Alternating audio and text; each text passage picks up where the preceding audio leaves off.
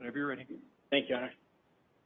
I'm going to pick up with a couple of follow-up questions for you, okay? Okay.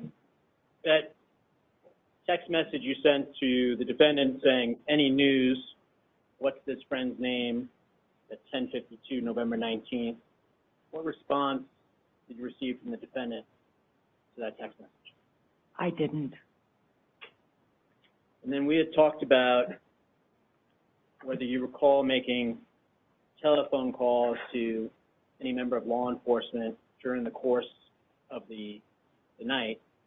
And with the court's permission, I'd like to approach you and ask you to take a look at something and see if it refreshes your recollection, okay? Okay. Go ahead. And, Your Honor, I am going to object to this process. The document he's going to show the witness is a prosecution-generated summary outline of referring to several different extraction reports, I believe, contained in DA Master Media Disc 24. Okay.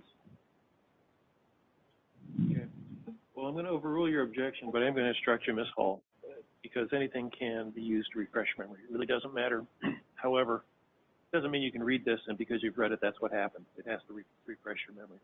And if it doesn't refresh your memory, then we're done with the issue. If it does, great. Okay? Okay. Go ahead. Thank you. May I approach? Please. Thanks.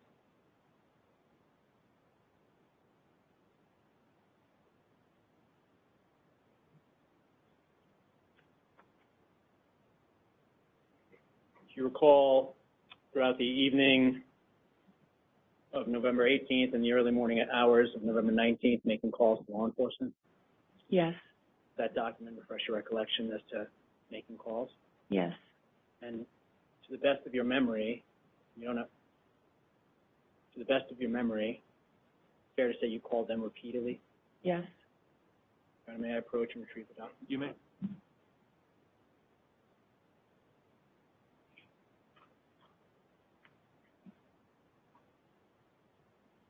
So you arrive in the Bayfield Durango area around 2:30 in the morning, and you go to the marshal's office. Yes. What happens there?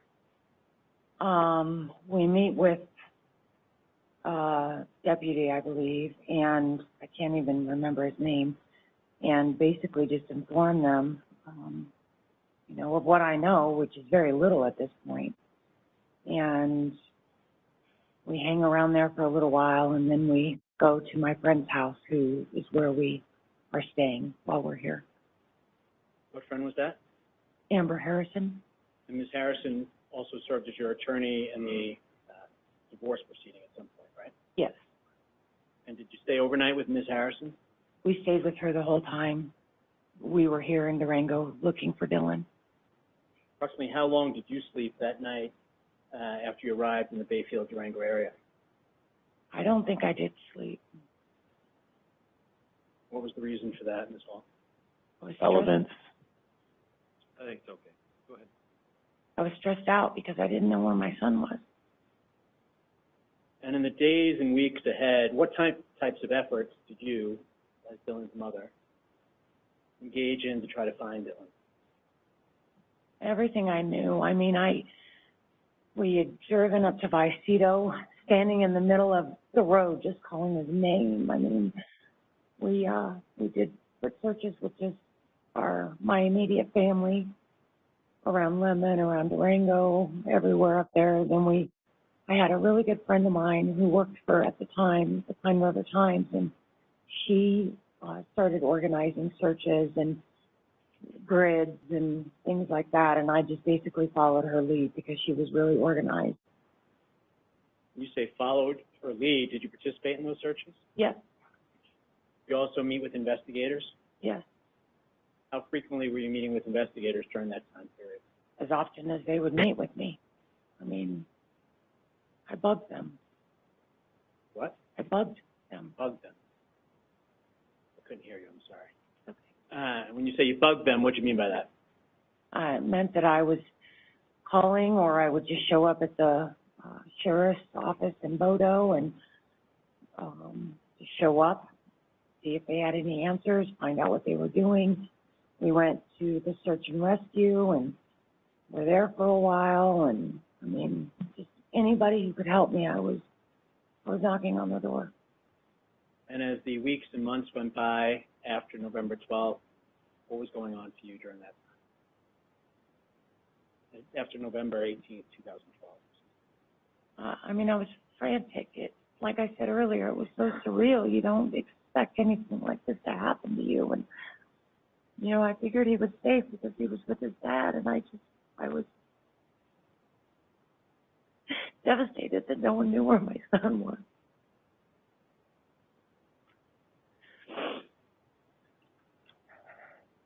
And were you aware from your conversations with law enforcement during this time that different tips and leads were coming in, they were investigating those? Yes, I knew there were different tips and leads. They didn't necessarily tell me what they were, but yes, I knew that things were coming in. And when you were out and about, is it fair to say you were just hoping to see Dylan or find Dylan wherever you were? Yes.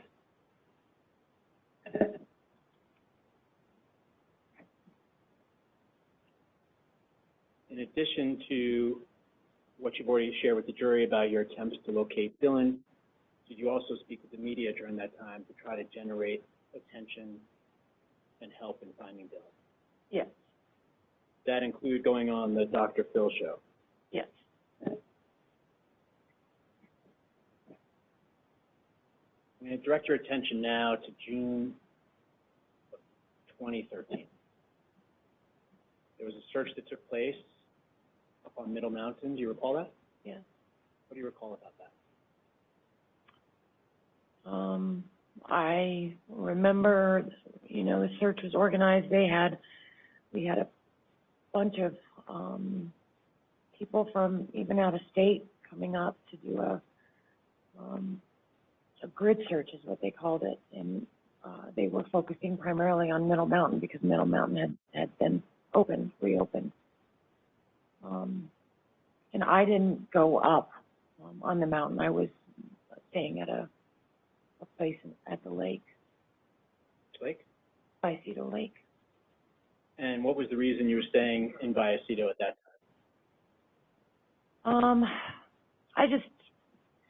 I really was trying to stay away from media at this point because I was trying to gather my thoughts. You know, of course, we didn't know anything at this time when they were searching.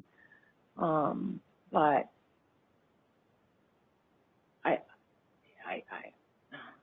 I didn't really want to, honestly, I didn't really want to find anything of my son when I was up there, so I made the decision to just not go. You were staying in the area to be close to the search? Yes. And at that time, had you provided law enforcement with different pieces of belongings of Dylan? Yes. What was the reason you provided them to law enforcement? Because according to Mark, he didn't have anything with Dylan's scent on it, and the sheriff's office said they needed something with Dylan's scent on it for the dogs. So you were aware that the law enforcement investigators were seeking belongings of Dylan's? Yes. They had not received any from the defendant? Yes. So what did you provide to law enforcement to aid them in the investigation? A bag of clothes, pillow, blanket. I can't recall specifically, but those articles. Where did you take those from? My house and monument. And actually, it wasn't me that gathered those. It was my stepdaughter who gathered them, and then we met in Alamosa to get those items. Did you recognize those to be Dylan's? Yes. And I should ask, during that time when Dylan was missing, what did you do with his bedroom and belongings, if anything? Well, we were here for a while, so obviously nothing. And, you know, I left the room as it was for a while. We had just moved a monument, so, you know, it wasn't, I mean, he was getting unpacked and organized and such. So. The items that were collected that you recognized as Dylan's were then provided to law enforcement? Yes. All right, can I have one moment? You may.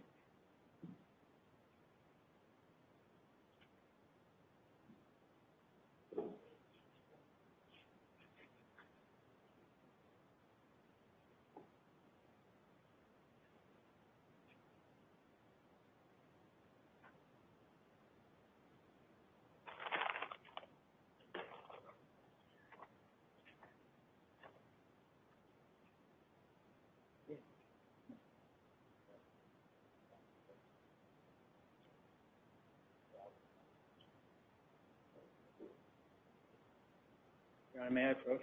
Yes.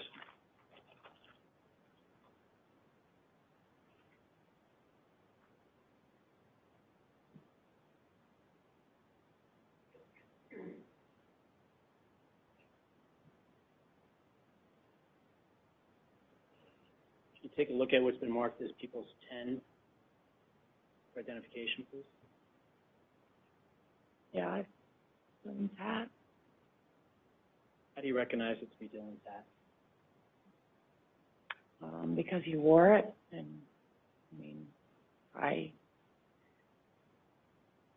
That's a hat that was provided to law enforcement to assist them with the investigation, including the work with the dogs. yes, That hat appear to be in the same or similar condition as the one that was provided to law enforcement. At this time, people move People's 10 into evidence. Any objection? No objection. Anticipating chain of custody to be tied up later on. Well, I understand that. Good. Recognizes it as Dylan's hat. I don't see there being a chain issue. Right. Correct. Okay, so it's admitted. Your Honor, may I approach what's been marked as People's 11 for identification? Yes.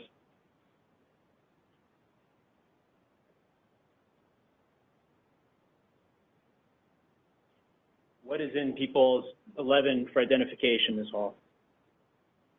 chapstick, Is that a chapstick that belonged to Dylan? yeah, Provide that to law enforcement as well to aid them in their investigation. yes, That chapstick appear to be in the same or similar condition as to when you provided it to law enforcement. yes, Your Honor, at this time, people move People's 11 into evidence. No objection. It's admitted.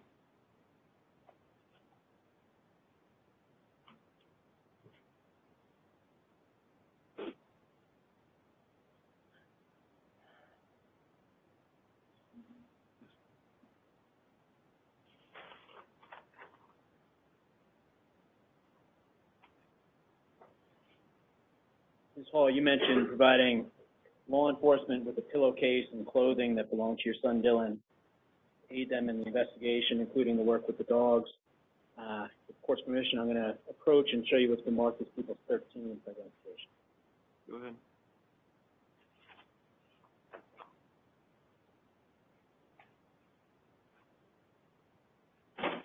Your Honor, with the court's permission, I open the bag and Is it all on one exhibit? Yeah, Yep. sure. Okay. You can. We just need to make sure it gets sealed back up. And make sure you speak up so people can hear you, or take the microphone. Okay.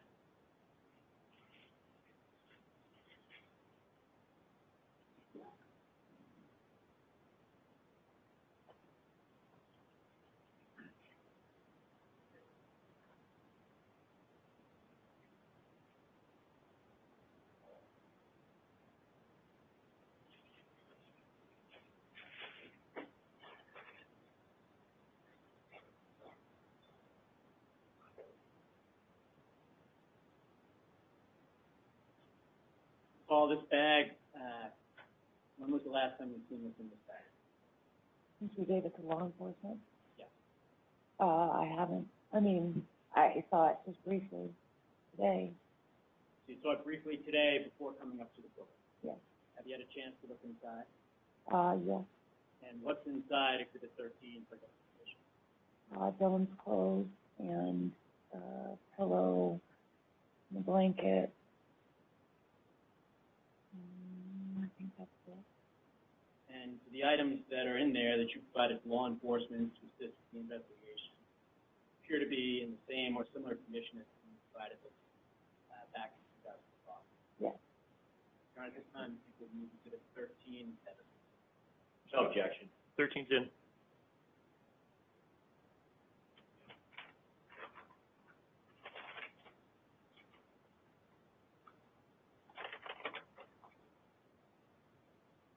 Paul, I have one item within Exhibit 13 in my hands. What is this? Dylan's pillow, And how do you recognize these things below? because I bought him that sheet set, when we moved to the new place. I'm sorry, when we moved into our new place. Okay, hold on just a second. Paul, you need to speak up.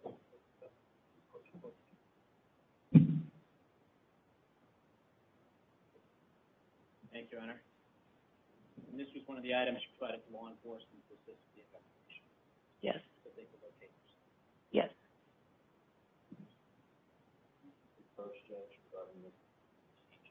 So you see better, as long as you're out of everybody's. It's not about what I can see, it's about wearing gloves or something. Oh, approach here. That's the question I was going to ask. Okay. What are the rules of engagement in handling physical evidence such as this? Well, if there's no gloves and nobody's wearing them, I mean, if there's future issues about this, I think the prosecution has pretty much waived any problems, right? Difficult for me to see. Why don't you come up? Thank you. That's a hard question.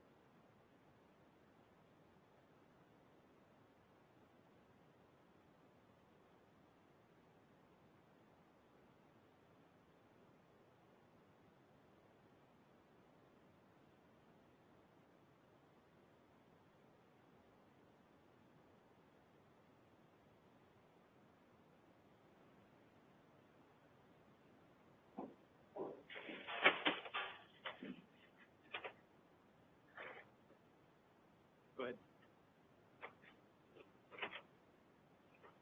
I'm just going to take out one other item here, Ms. Hall. What am I holding in my hands here? Blue and orange. It's actually red, and it's his Red Sox blanket. He was a big fan of the Boston Red Sox.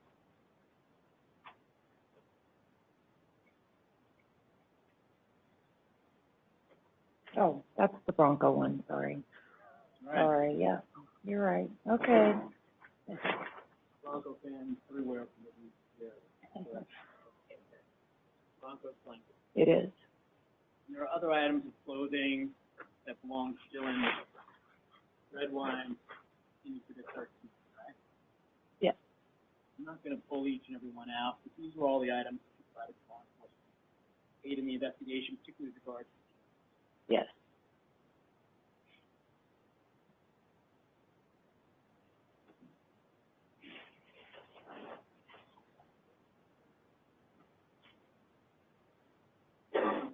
Your Honor, just for the record, we had it unsealed for presentation of evidence in this hall, and I'll have it sealed back up and available. All right, thank you.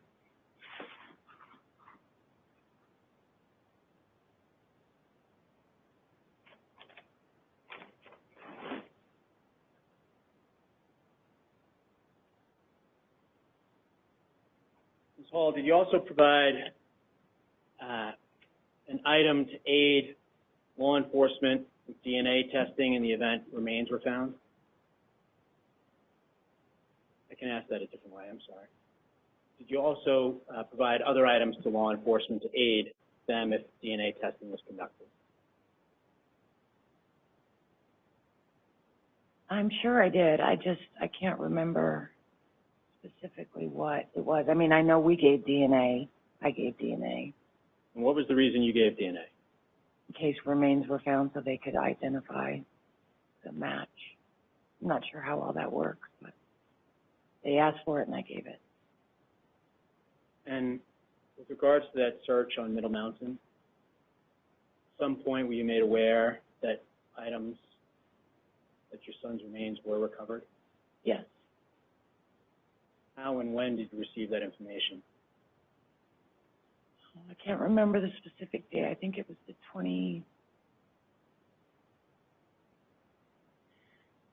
Various items were found throughout the week, starting on the 20th of June, I believe.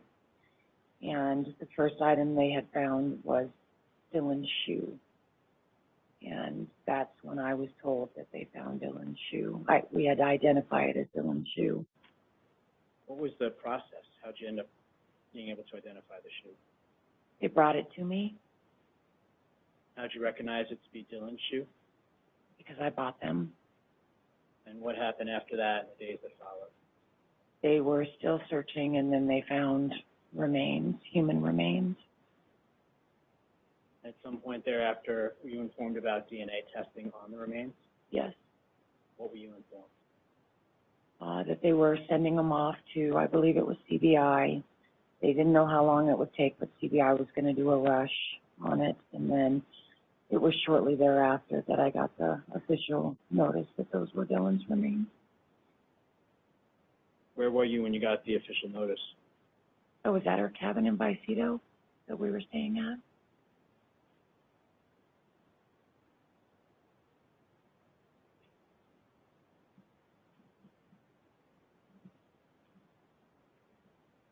Your Honor, I have nothing further from Ms. Hall.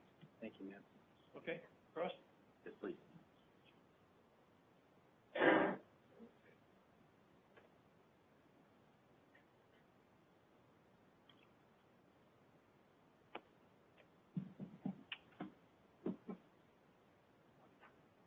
And Ms. Hall, if you can't hear me or if I muddle a question, please let the judge know and I'll rephrase, okay? Okay.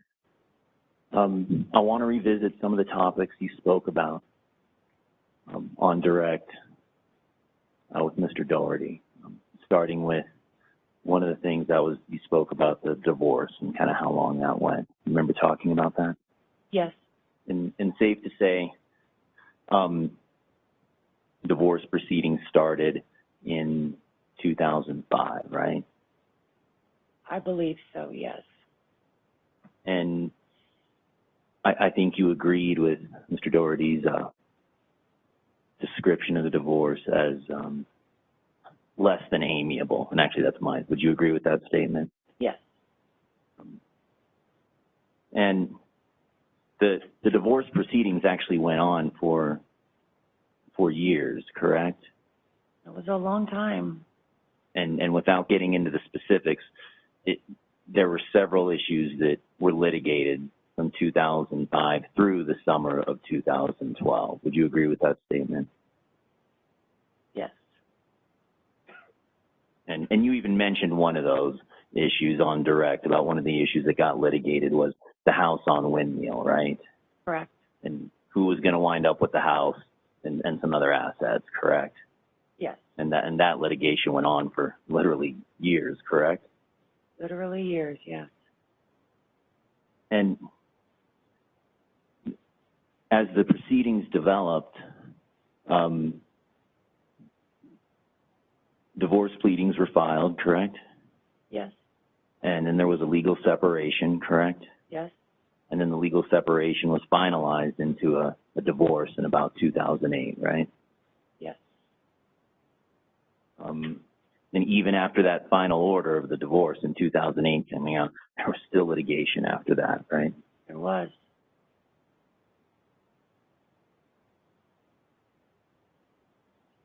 And after all that litigation of these other issues, there were the orders regarding where Dylan would reside and parenting time that came down in 2012, correct? Yes. And you told the jury that for the vast majority of these proceedings, you were actually living in the Bayfield area, correct? I was living in the Windmill house, yes. Right. And is that in Bayfield or around there? The physical address was Durango, but it was in Bayfield School District, so. Okay. And then you moved to essentially Colorado Springs in July, August of 2012, right? Yes. Okay. And it was shortly thereafter that you filed a motion with the court for Dylan to move with you to Colorado Springs, correct? Yes. And that request was filed with the court here in Durango shortly before Mr. Redwine and Dylan went on their trip to the East to see baseball, correct?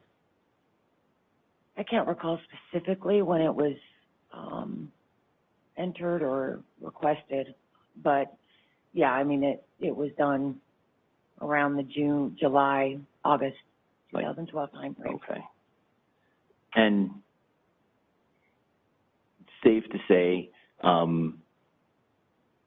you recall that Mark Redwine and his attorney objected to that, correct? Yes. And you asked to move Dylan to Colorado Springs. Mr. Redwine and his attorney objected, and then I think you guys responded to that objection, and there was eventually a court hearing, correct? Yes. And while that was going on, you also filed an emergency motion to enroll Dylan in schools in Colorado Springs while this issue was pending, correct? Yes. So in September of 2012, there were a number of issues continuing to be litigated in this divorce, correct? Yes. And by and large, those issues were concerning where Dylan would live, correct? Yes. Where he would go to school. Right. And whom he would live with. Yes. You or Mr. Redwine. Yes. And ultimately, as you testified on direct, the court ruled that Dylan would live with you in Colorado Springs, correct? Yes. And the court also ruled that Dylan would attend school in the district where you were residing or thereabouts. Is that right? Yes. Okay. And then the court also made findings about what kind of visitation, what kind of parenting rights Mr. Redwine would have as well, correct? Yes.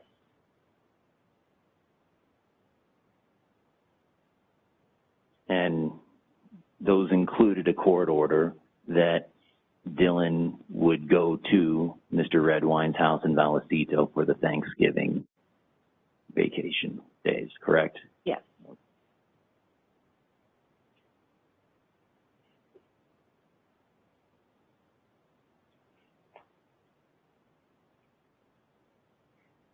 And that day that the order came down saying where Dylan would live, where he would go to school, that you would have to visit Mr. Redwine on Thanksgiving, that same day, you know that Mark bought him a ticket to come to Durango on an airplane, correct? I do recall that, yes. Okay. So the order comes down, you win, he loses, Dylan's going to Colorado Springs, Dylan's coming to Vallecito for Thanksgiving. The day that order comes down, Mr. Redwine buys Dylan a plane ticket to come out for Thanksgiving that same exact day. I believe so, yes. And safe to say, that proceeding in September regarding where Dylan would live and attend school, that was what we call a contested hearing, correct? Yes. That was not agreed to by you and Mr. Redwine. Correct. And that was litigated by you and Mr. Redwine. Yes. And Mr. Redwine and his legal team litigated that issue very vociferously, very hard, correct? They did.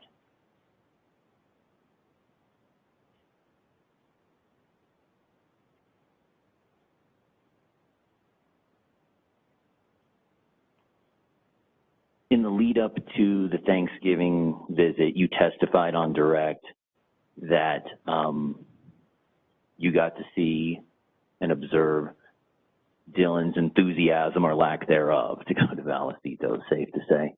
Yes. Okay. And obviously you were living with Dylan at the time, so you got to see him probably just about every day. I saw him every day, yes. And based upon those observations and conversations, that you had with Dylan regarding the visit in Thanksgiving, you were left with some impressions and some concerns, quite frankly, about Dylan coming to Vallecito to visit Mr. Redwine, correct? Yes. And from your interactions with Dylan, you knew at least one thing, and that was that Dylan was excited to come to Bayfield, Durango, at a bare minimum, to see his friends, correct? Yes. However, he wasn't excited to stay at his father's house, correct? Correct. And your understanding from your conversations with Dylan is the reason he was not excited to, one of the reasons he was not excited to stay at his father's house is it was in Vallecito, kind of out in the sticks. That's one of the reasons, yes. One of the reasons. And you even said on direct, I believe, that because the house is so isolated, right? Correct. Isolated, out in the sticks, and also from your understanding and living in the area, you know that the house in Vallecito on County Road 500 was far away from his friends in the city of Bayfield, correct? Far away from his friends and everything else, yes. Right. Because it's literally the house in Vallecito, Mr. Redwine's house, is literally at the end of the road before the campground up there, right? Yes. And in fact, you've even characterized that the location of that house as being in the middle of nowhere. Yes. So Dylan's excited to see his friends, not excited to be in the middle of nowhere, not excited to be far away from Bayfield, from everything in Bayfield, correct? Yes.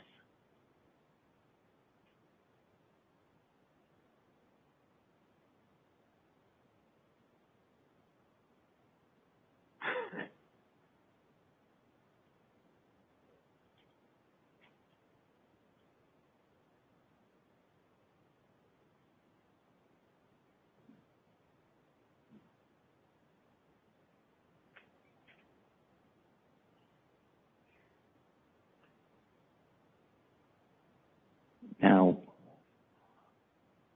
you testified on direct that, and I need to look at some of the exhibits, permission to approach? Yes.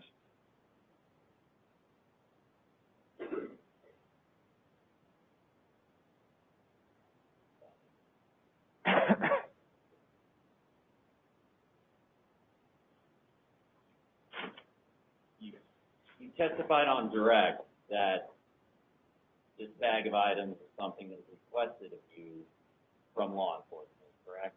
Yes. Your Honor, I'm in a weird place, so I'm holding a big bag. Where do you need me to be? Actually, a bit up over here by the microphone. Okay.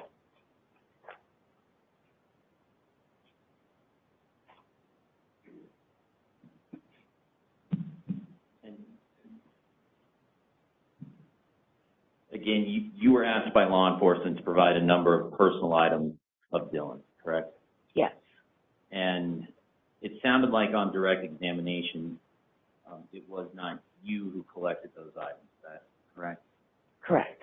And those items were collected by another family member? Did you say it was your stepdaughter? Yes, my stepdaughter. Okay. And what is her name? Ashley Hall. At the time, it was Ashley Hall. Okay. And law enforcement came to you, because you're the mother of Dylan, and asked you to collect the items that are in this bag, correct? Yes. And did you in turn ask your stepdaughter, Ashley, to do that? My husband actually called her, I believe. But we were in Durango, and I didn't want to go home until I had Dylan with me. Okay. And did you ever get to talk to Ashley about the collection of these items? Yes. And did you tell her how to do it? Yes, I told her to grab like his pillow and blankets and his clothes. And, yes. And did you give her any other instruction? I really can't remember. I mean, I was pretty frantic. I don't recall. And permission to open the bag and Go ahead.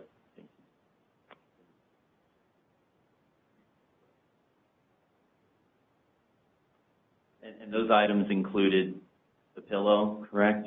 Yes,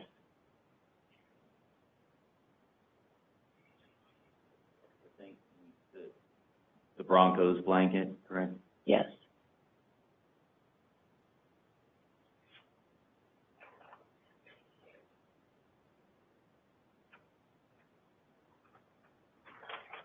It looks like that there's several other items in here as well, correct?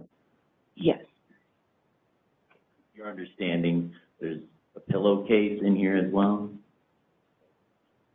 You know what else is in here? I know that there's a bag with a lot of his clothes, and the pillowcase is on the pillow. Permission to put these on the table in front of you? Go ahead.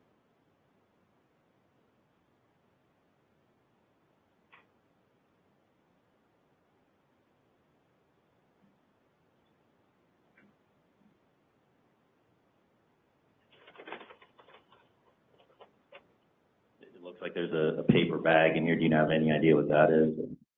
No, It looks like there's an empty plastic bag in here as well. it may have been what the items were in when we transported them. I don't know specifically. Your Honor, just for the record, that's the same plastic bag that I just took the Broncos blanket out of. Okay, thank you. I'll stipulate to that. That's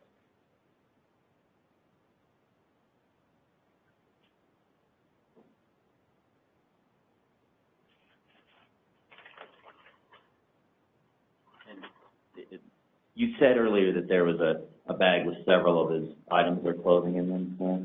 Yes, Okay, and it looks like an open paper bag here, correct? yes, And looks like we got a towel that looked to be Dylan's. yes. How do you know that's Dylan? I mean, it's our house towel, and I know it came from our house, and it was in Dylan's room. How do you know it was in his room? From Ashley. It looks as though there's a hoodie or a zipper hoodie as well, correct? Yes. Go ahead.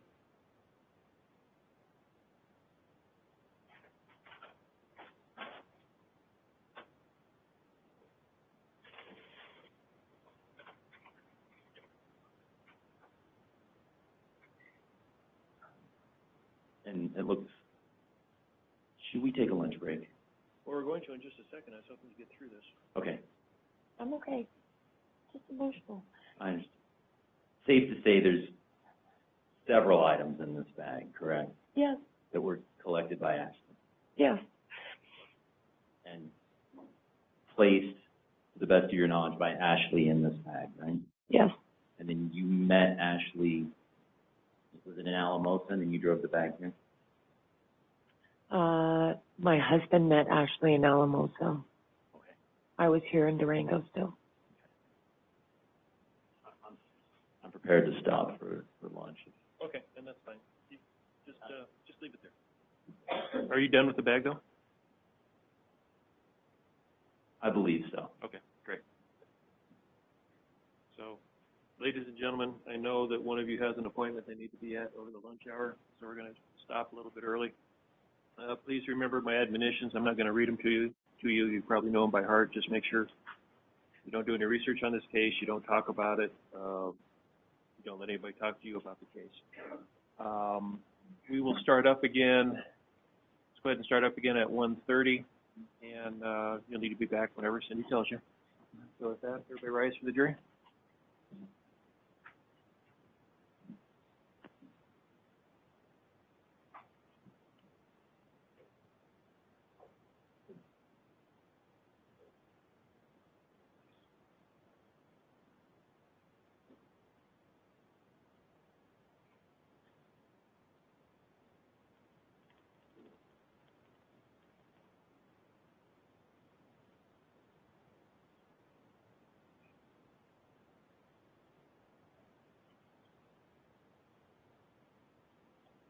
Okay, if either Mr. Heidel or Mr. Rizal can put all that stuff that came out of that plastic bag back so it's not everywhere, that would be great over the lunch hour. or whoever, whatever investigator you want to have do that. So, anything before we go? No objection to that procedure, no. That's fine, Your Honor. I'm also going to approach and just put the Exhibit 4 disc up with the other exhibits. It ended up back on my table, so I was going to put it back. Okay, thank you. All right, we'll see y'all, get here a little bit before 1:30, please. And Judge, I think Mr. Johnson covered this. Did you want to go and look at the living room layout? Oh, I totally forgot about it. I'll probably do that now. That's a good idea. Thank you, Judge.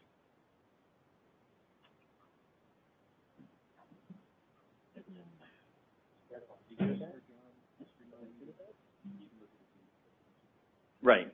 We might send Les to go with you guys now. Yeah.